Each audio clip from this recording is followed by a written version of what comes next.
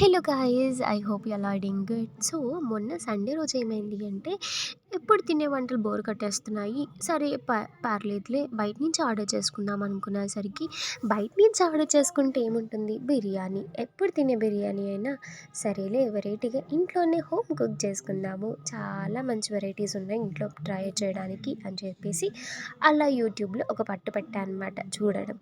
So చూస్తే నాకు best recipe కాకరకాయ పులుసు కనిపించింది. సో అమ్మమ్మ కాలం నాటి ఈ కాకరకాయ పులుసుని చాలా ఈజీగా చేసుకోవచ్చు, మీకు తెలుసా? సో త్వరగా మా అమ్మ దగ్గర నుంచి పర్మిషన్ తీసుకున్నాను. పర్మిషన్ ఎందుకు అనుకుంటున్నారా?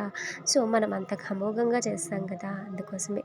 అంటే అది మంచిగా ఉన్నా మంచి లేకపోయినా మనల్ని ఏమీ అనొద్దు అనేసి పర్మిషన్ తీసుకోవాలి.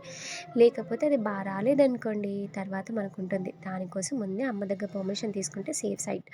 సో ఫస్ట్ అయితే స్టవ్ ఆన్ చేసుకుని ఈ కడాయి పెట్టేసుకొని దాంట్లో కొంచెం ఆయిల్ వేయండి. ఆయిల్లో ఇప్పుడు ఆవాలు, జీలకర్ర, కొంచెం కరివేపాకు, పచ్చిమిర్చి, ఎండుమిర్చి వేసుకొని కొంచెం ఇంగు కూడా వేయండి. ఆ ఇంగు మంచిగా పులుసులో మంచి ఫ్లేవర్ని యాడ్ చేస్తుంది. కొంచెం పసుపు కూడా వేసుకోండి. తర్వాత 4 వెల్లిపాయలు దంచి కూడా వేసుకోండి. తర్వాత నేను ఇక్కడ తెల్ల కాకరకాయలు యూస్ చేస్తున్నాను. తెల్ల కాకరకాయలని ఇలా నేను చూపించిన సైజులో కట్ చేసుకొని దాంట్లో వేసుకొని మంచిగా కాకరకాయ గోలిన తర్వాత కొన్ని ఉల్లిపాయలు యాడ్ చేసుకోండి. ఉల్లిపాయలు తొందరనే గోలుతాయి కదా. సో ఉల్లిపాయలు కూడా గోలిన తర్వాత ఉప్పు, కారం, తర్వాత దీనిలో ఒక సీక్రెట్ మసాలా ఉంది. అదేంటంటే జీలకర్ర, ధనియాలు, మెంతులు 3 కలిపి పట్టుకోండి. దాంట్లో 4 వెల్లిపాయలు వేసుకొని కూడా పట్టుకోండి. సో అది వేసుకుంటే చాలా టేస్టీగా ఉంటుంది దీంట్లో.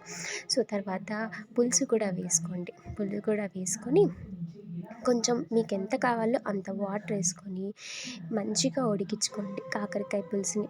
లాస్ట్లో కొంచెం కొత్తిమీర చల్లుకుంటే ఆహా, అలా వేడన్నంలో ఇలా కాకరకాయ పులుసు వేసుకొని తినండి. ఆహా, ఎంత బాగుంటుంది, వెజిటేరియన్స్కి బెస్ట్. సో మీకు నచ్చినట్లయితే ఈ వీడియోని లైక్ చేయండి, షేర్ చేయండి, సబ్స్క్రైబ్ చేయడం మాత్రం మర్చిపోకండి. బాయ్.